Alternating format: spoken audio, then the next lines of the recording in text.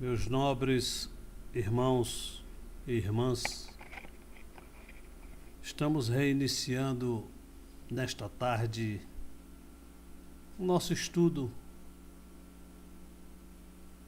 de ensinamentos da doutrina espírita, do Evangelho de nosso Senhor Jesus Cristo. E hoje estamos no 12º capítulo, é o vídeo número 26 da nossa coleção. O nosso livro, que os temas se encontram para que os amigos possam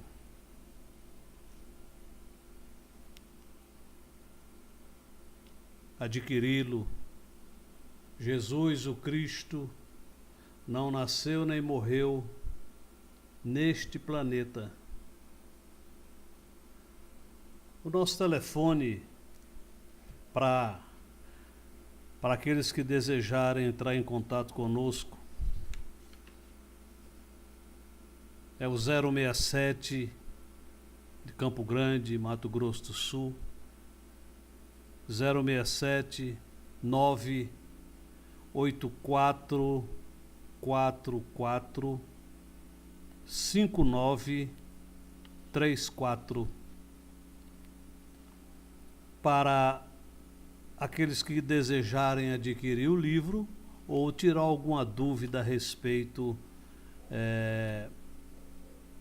dos ensinamentos do nosso vídeo. Eu quero agradecer, como faço sempre, ao coração querido de Nossa Senhora, pela oportunidade que ela mais uma vez nos concede de podermos usar este equipamento e entrar em contato com os nossos companheiros, levando a eles a luz do conhecimento. Como disse nosso Senhor Jesus Cristo, brilhe a vossa luz. Estamos dando a nossa contribuição. Os nossos temas fazem parte da nossa aula de hoje. Temas controversos dos Evangelhos, quarta parte. Os nossos temas são: primeiro, Deus cria espírito. Segundo, os animais têm alma. E terceiro, Chico Xavier era a reencarnação de Kardec? Vamos analisar essas situações. Ouvimos durante muito tempo pessoas dizerem, inclusive entre irmãos da doutrina, até em palestra espírita, palestras públicas, que Deus cria o espírito. Acho que já está passando da hora de se esclarecer este assunto. Não digo que isso aconteça por simples ignorância. Eu falo ignorância no sentido da falta do conhecimento, mas porque a pessoa não para pensar um pouco. Meus amigos, Deus, nosso Pai e Criador,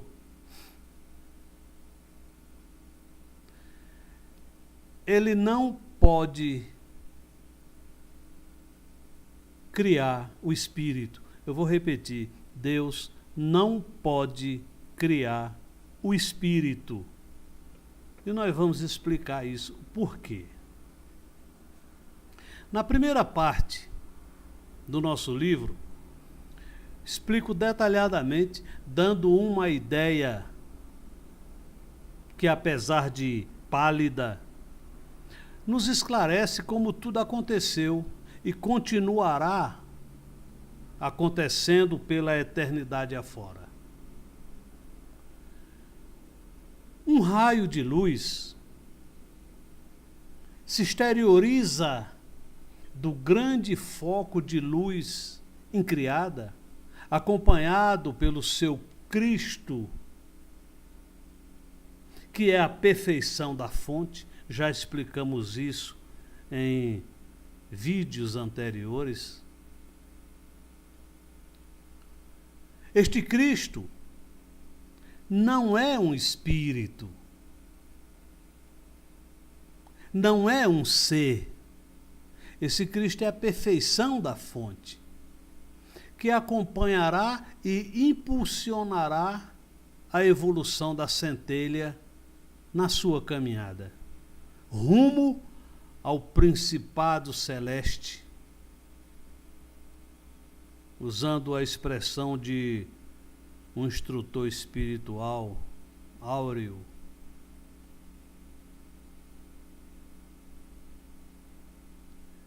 Este princípio espiritual, por abaixamento de vibração, vai se acomodar no berço da matéria, no átomo, mais precisamente no elétron, no reino mineral.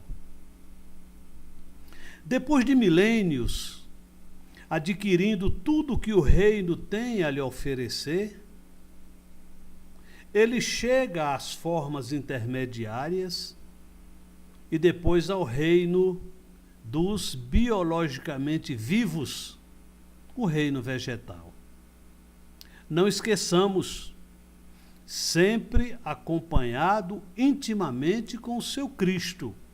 Este Cristo não está do lado dele, não, está nele. Aqui, no reino vegetal, ele adquire tudo que o reino tem a lhe oferecer e passa pelas formas intermediárias e atinge o reino animal e racional. Milênios são contados. Atravessa este reino, conquistando toda a experiência por força de lei, sempre com o seu Cristo a impulsioná-lo até chegar o princípio inteligente ao último animal superior na escala dos irracionais. Ao morrer este animal, o princípio inteligente é levado para os chamados mundos ad hoc. Após um tempo de preparação, ele, o princípio inteligente, é magnetizado, como que se transformasse num poderoso imã,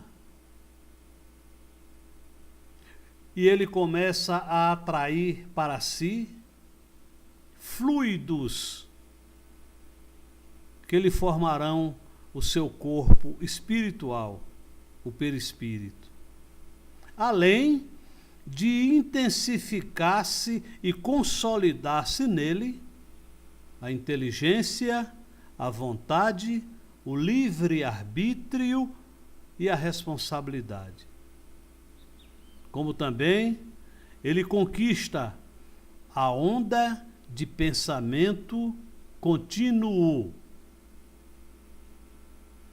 Nesse sagrado momento, ele se individualiza. Nasce o espírito. Aqui, ele é espírito formado. Criança espiritual. Simples e ignorante. Sempre com o seu Cristo. Aqui, é como se ele abrisse os olhos e começa a sua verdadeira evolução rumo as estrelas.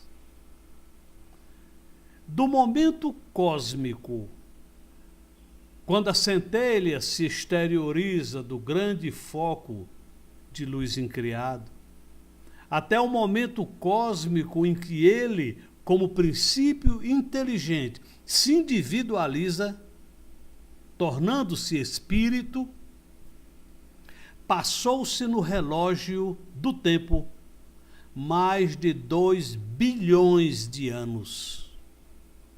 Ora, se Deus criasse o espírito, de duas uma, ou Deus o criaria já com toda essa experiência adquirida em mais de 2 bilhões de anos e lhe a daria como presente, ou o isentaria de todo sofrimento, entre aspas, na conquista dessa experiência. Um dos atributos da divindade é a eterna justiça. Esse ensinamento serve também como fortíssimo argumento contra a criação especial dos anjos.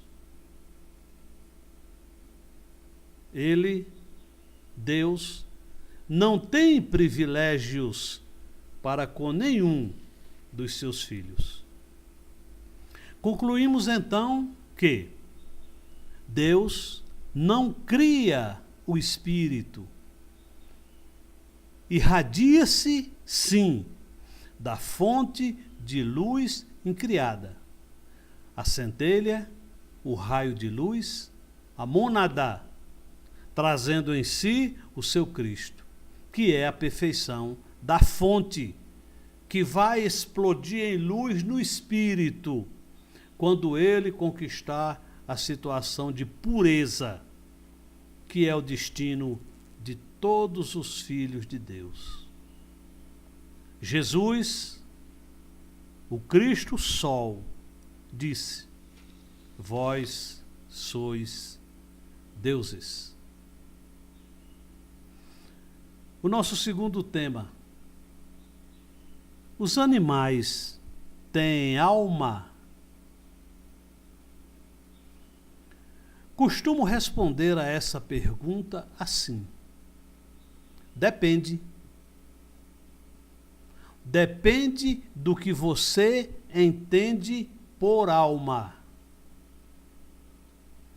Se você entende por alma como um princípio inteligente em evolução, sim, ele tem. Mas se você entende por alma como um espírito formado, individualizado, ele não tem. Vejamos o que nos diz o Livro dos Espíritos, quando Kardec, na questão número 600, interroga os instrutores espirituais. Questão número 600. A alma do animal, sobrevivente ao corpo, está depois da morte em um estado errante como a do homem? É a pergunta que Kardec fez. Antes, vejamos o que é erraticidade. A erraticidade é o estado em que se encontra todo espírito que é passível de reencarnação. Resposta: é uma espécie de erraticidade, visto que não está unida ao corpo. Preste atenção. Mas não é um espírito errante. O espírito errante é um ser que pensa e age por sua livre vontade, sendo a consciência de si mesmo seu atributo principal. A alma dos animais não tem a mesma faculdade.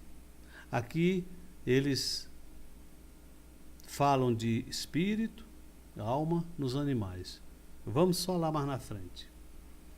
O espírito do animal é classificado, depois da sua morte, pelos espíritos que a isso compete e quase imediatamente utilizados, não tendo tempo de se colocar em relação com outras criaturas. Fecha aspas. Analisemos essa resposta.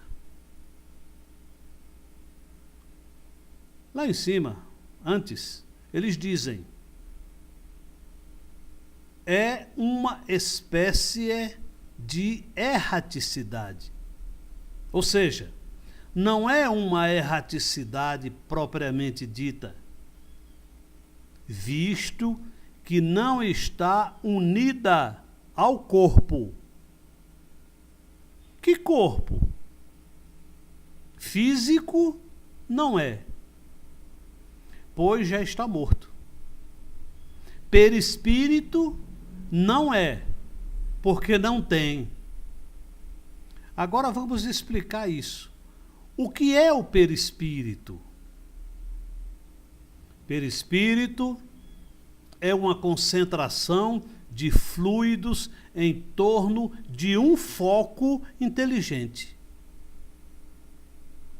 Neste livro, no nosso livro, páginas atrás, quando explicamos o princípio inteligente chega aos chamados mundos ad hoc, lá eles são preparados, magnetizados e depois de um longo tempo conseguem atrair fluidos que formarão seu corpo espiritual ou perispírito.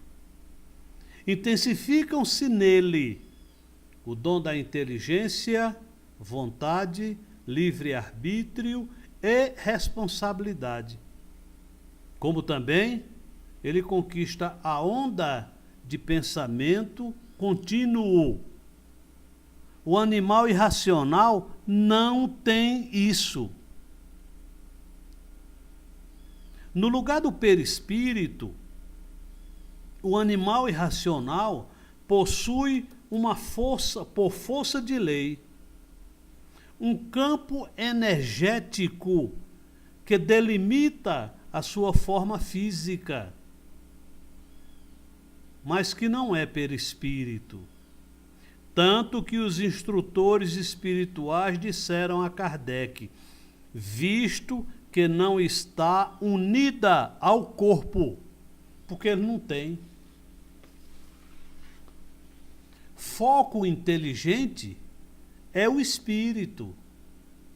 O animal irracional tem uma espécie de inteligência comparada à do espírito. Por essa razão, não tem consciência de si mesmo, pois não pensam e nem possuem livre vontade. Essa resposta da falange espiritual a Kardec tira todas as dúvidas. Desculpe. Tira todas que esses princípios inteligentes que ainda estão no reino animal irracional são quase, entre aspas, imediatamente utilizados. Ou seja, como exemplo, o princípio espiritual de um leão que chega ao plano espiritual, ele é imediatamente utilizado em um novo leão que está sendo gerado. Quando se fala na existência de animais nos planos espirituais, são duas as razões. Pela quantidade infinita de animais que estão indo e voltando, só que o que é visto é o campo energético que delimita a forma do animal, e ali está o princípio inteligente. Segundo, espíritos que são hipnotizados por entidades más que os transformam em animais. Os livros do André Luiz, como Nosso Lar, por exemplo, nos traz informações a esse respeito. É o que conhecemos como zoantropia. E existem também espíritos que, por livre vontade, assumem formas de animais. Por essas razões, são vistos animais no plano espiritual. Só para ilustrar e reafirmar o que estamos defendendo, retirei de um artigo publicado pela Revista Internacional de Espiritismo, sob o título de O Corpo de Plasma Biológico, do Carlos Bernardo Loureiro, outubro de 98, página 395. Diz ele, entre aspas, o plasma biológico do corpo energético, enfatizam os ilustres pesquisadores, é específico de cada organismo, de cada tecido e possivelmente de cada biomolécula. A especificidade determina a forma do organismo. Nos últimos anos, esclarecem inúmeros cientistas de vários países que têm pressuposto a existência de uma espécie de matriz, uma espécie de padrão organizador invisível, inerente aos seres vivos. Na Rússia, por exemplo, o Dr. Alexander, e eu me recuso a falar o nome russo dele, do Instituto de Morfologia Animal de Moscou, picou um tecido muscular em pedacinhos e os enfiou na ferida feita no corpo de um rato. A partir desses pedacinhos, o corpo reconstituiu um músculo inteiramente novo, como se existisse um padrão organizador. Um neurologista norte-americano descobriu que poderia atinar com vestígios do padrão de campo elétrico do mesmo membro amputado de uma salamandra.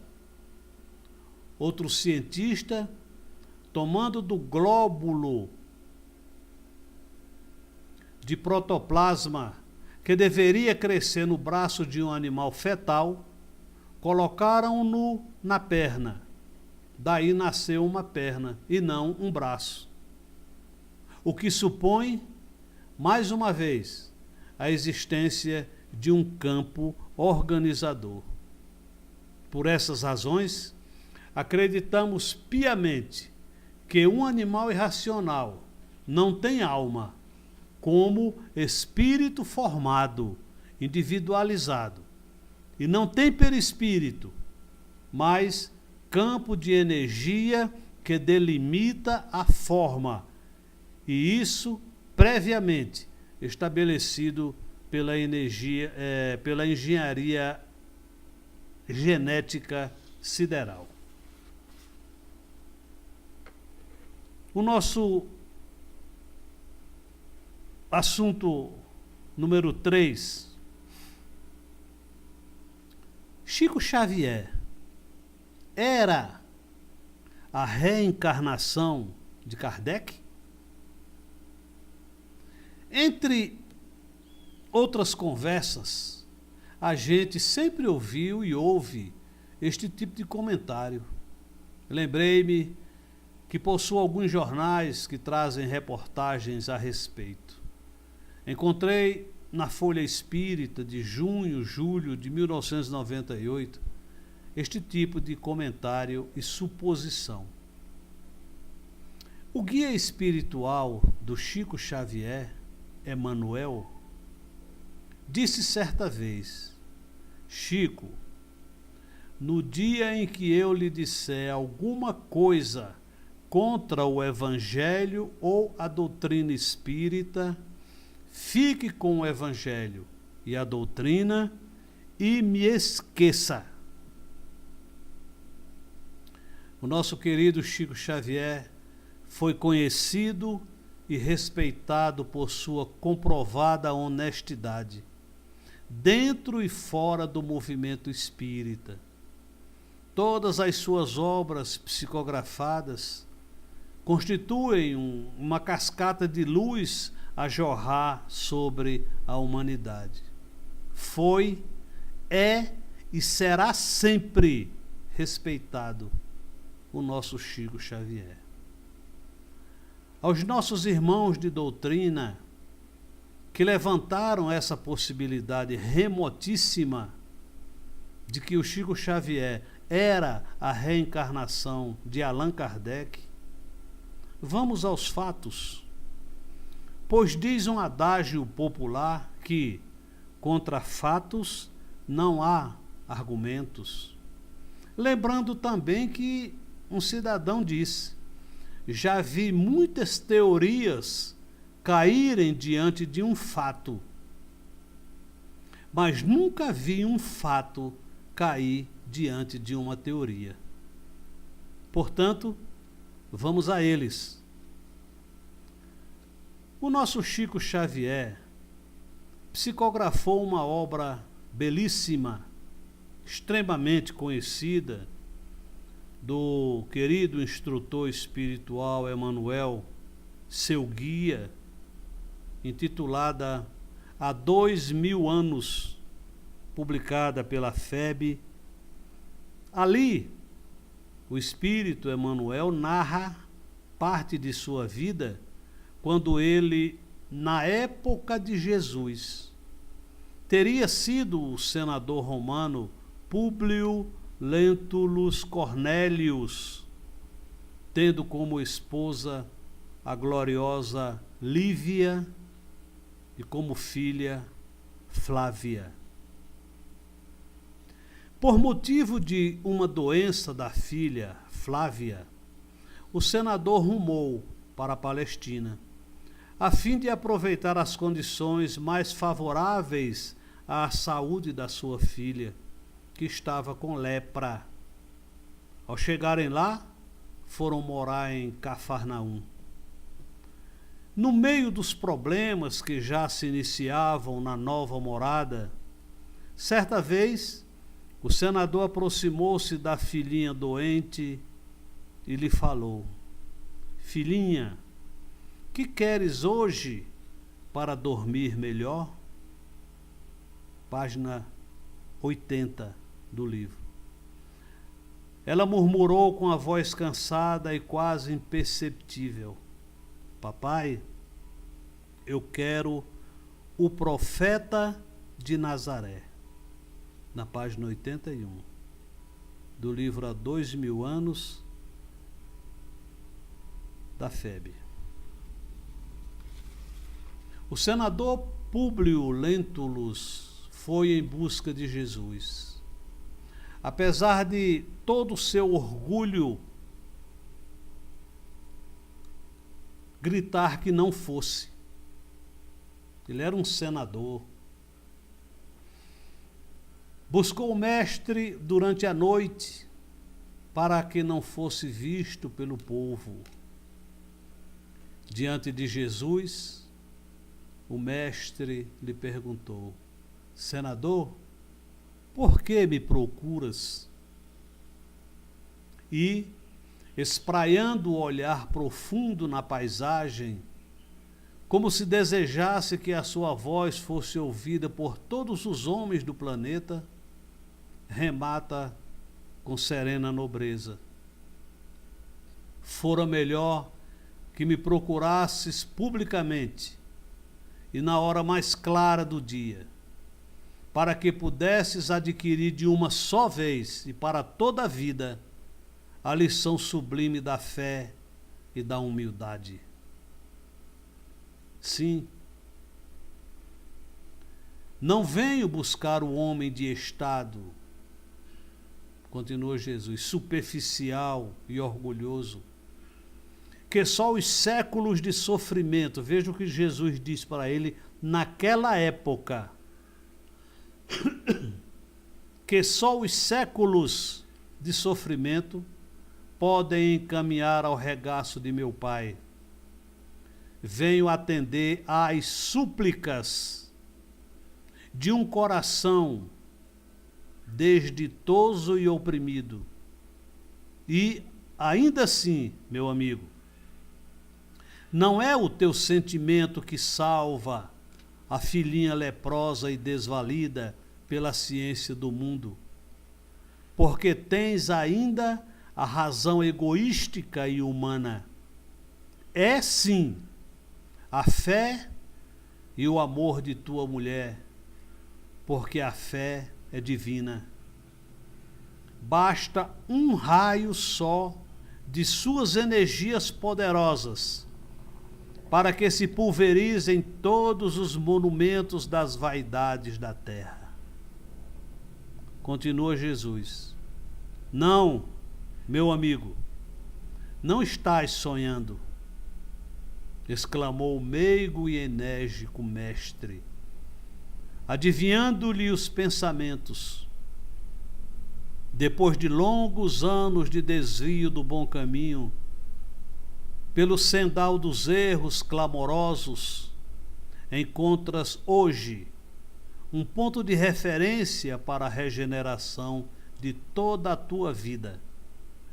Está, porém, no teu querer o aproveitá-lo agora ou daqui a alguns milênios. As admoestações do mestre continuam. Agora, volta ao lar, consciente das responsabilidades do teu destino.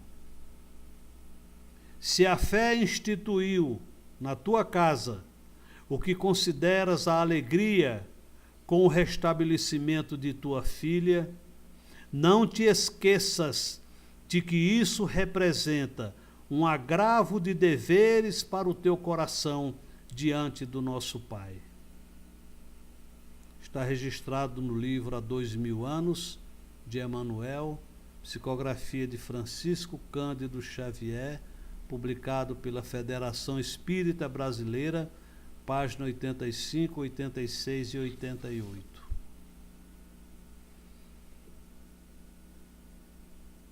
Observem uma coisa, Jesus não deixou ele abrir a boca, ele não falou nada.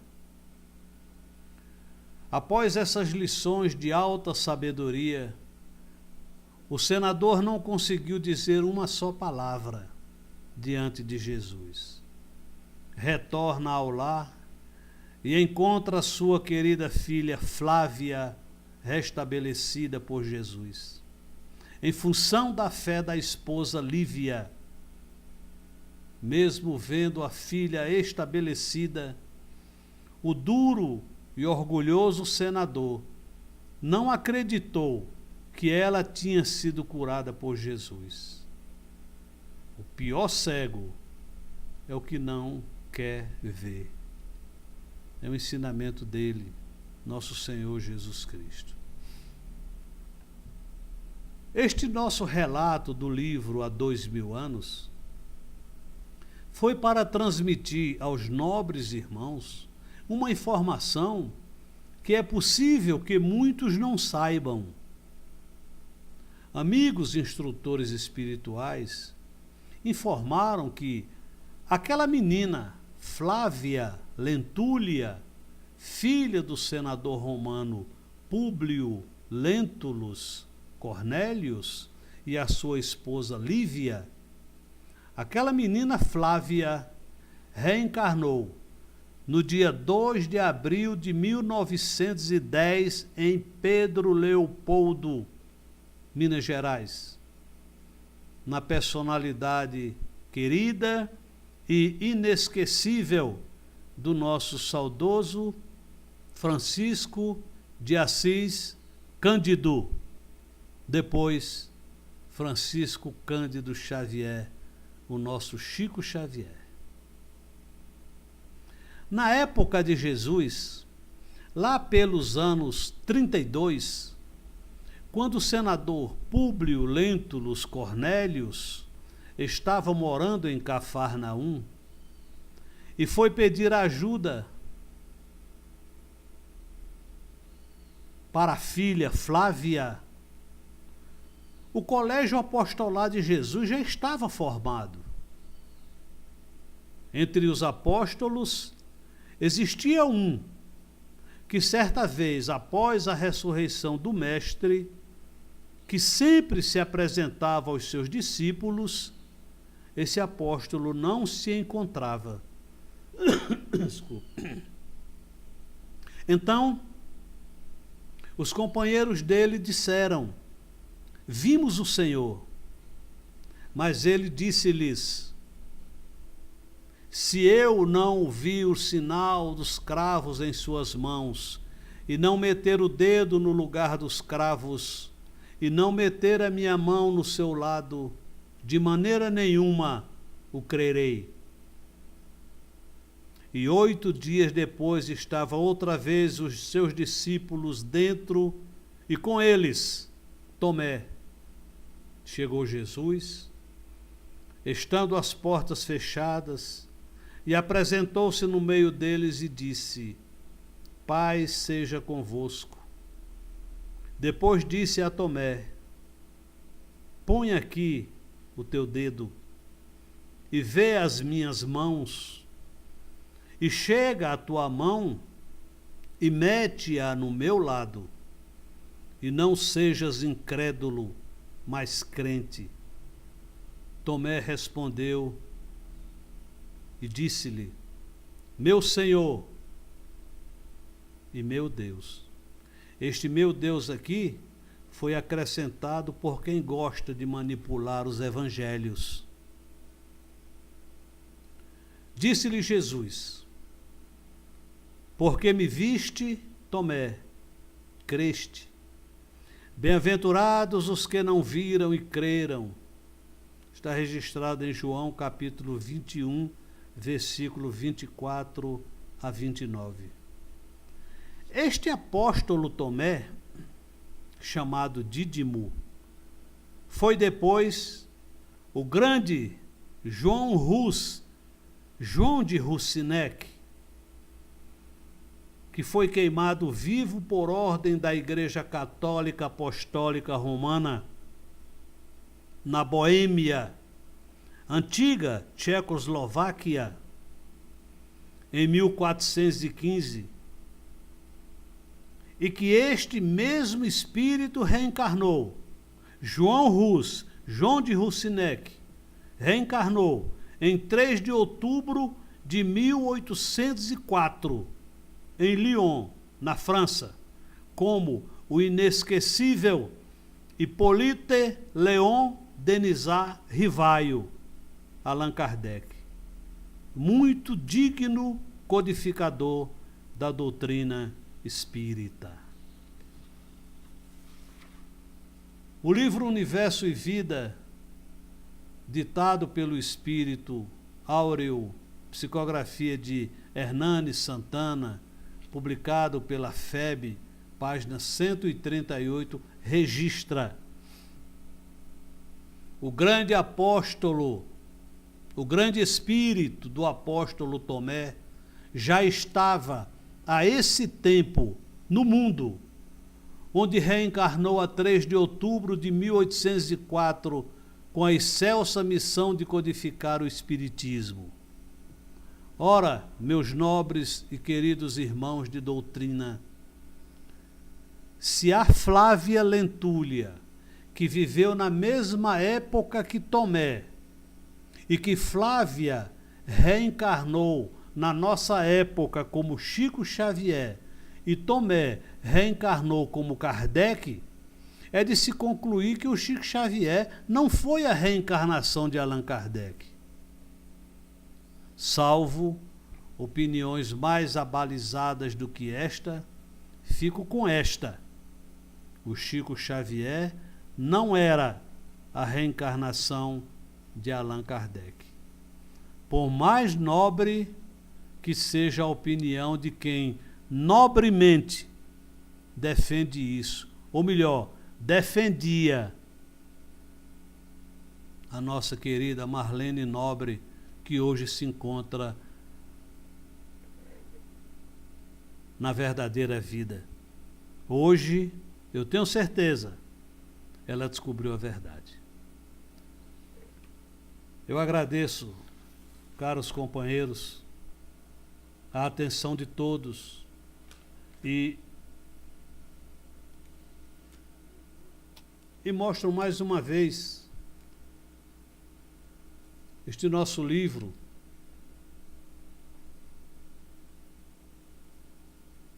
Jesus, o Cristo, não nasceu nem morreu neste planeta.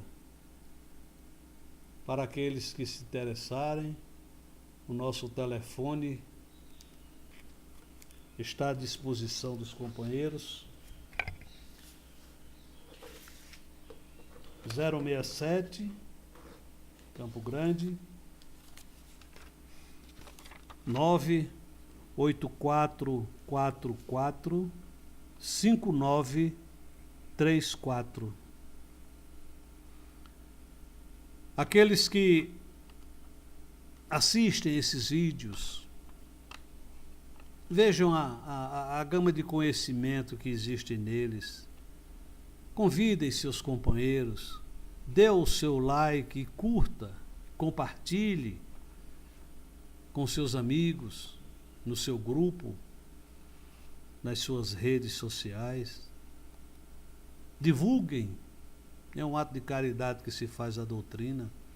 Qualquer dúvida que tiverem, por favor, me liguem, que eu terei o maior prazer de conversar com os companheiros. Eu peço ao coração querido de Nossa Senhora que abençoe cada um dos nossos irmãos, iluminando sua mente e seu coração, lhe transmitindo a sua bênção, a sua luz, a sua força, e lembrando que, aos amigos, nós não estamos sozinhos. Amigos queridos estão segurando nas nossas mãos, nos nossos braços, para que não venhamos a cair. E mesmo que venhamos a cair, que muitas vezes acontece, tenhamos a força para nos levantar e prosseguir, de cabeça erguida para a frente e para o alto, porque o nosso destino é bem maior. Nossa Mãe Santíssima, a querida Rainha da nossa vida, abençoe cada um de vocês, abençoe seus lares, seus familiares, e não esqueçam nunca, nós somos luz, somos filhos da luz, e para essa mesma luz nós haveremos de retornar. Jesus nos guia, é o sol maior a iluminar a nossa caminhada. Sejam felizes e muito obrigado. Jesus vos ilumine, Nossa Senhora vos abençoe. Graças a Deus, que assim seja.